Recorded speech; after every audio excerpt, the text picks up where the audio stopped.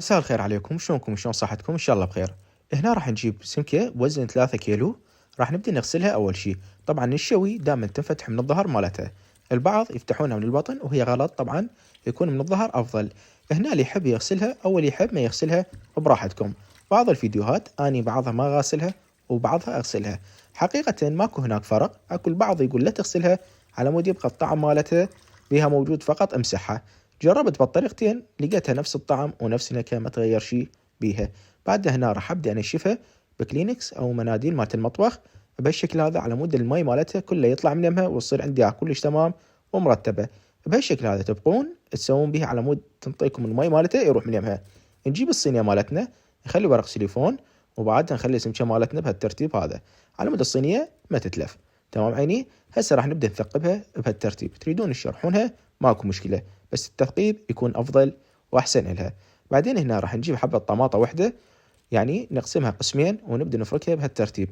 شنو السبب؟ على مود نعطيها لون احمر كلش هوايه حلو، والنكهه مالتها تطلع خرافيه. يعني حقيقه انصحكم اني بهاي الطماطه، وانصحكم بهالطريقه مالت الليمون. بهالترتيب هذا يكون الشكل مالتها احلى، لان دائما المطاعم وغيرها يستخدمون هي الشغلات على مود نعطيها لون كلش هوايه حلو ومرتب. بعدها بهالترتيب هذا، بعد ما صارت عندي راح اتركها على كيفها. بعد ما تركتها اوكي عيني، هنا راح نجيب ليمون دوزي وملح، نخلطهم كلهم مع بعض سوا، ونبدي نضيفهم فوق السمشه مالتنا. تريدون يعني تفركونها بهالشكل هذا، او تريدون بس تخلونها فوقها، هم ماكو مشكله. وكثروا كميه على مود ينزل كله يعني ليه جوا، على مود تشرب كل زين. لان هاي السمك الثخين يراد له ملح على مود يدخل بداخلها ويصير كلش تمام. نتركها فد ساعه هيك يعني بهالترتيب هذا، على مود تشرب كل زين بالملوحه مالتها. وشوفوا شلون اللون بدا يصير عندي ابيض من ورا الليمون دوزي والملح.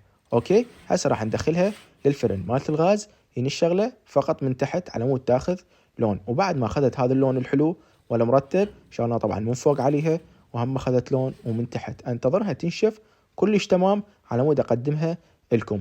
وبعد ما استوت وطلعتها ونشفت عندي بهاي الصوره صحيحه، طبعا انا مخلي وياها طماطه وبصل حسب الذوق واللي انتم يعجبكم. لا تنسونا باللايك والشير مع اصدقائكم، وسوونا لايك حلو وتعليق مثل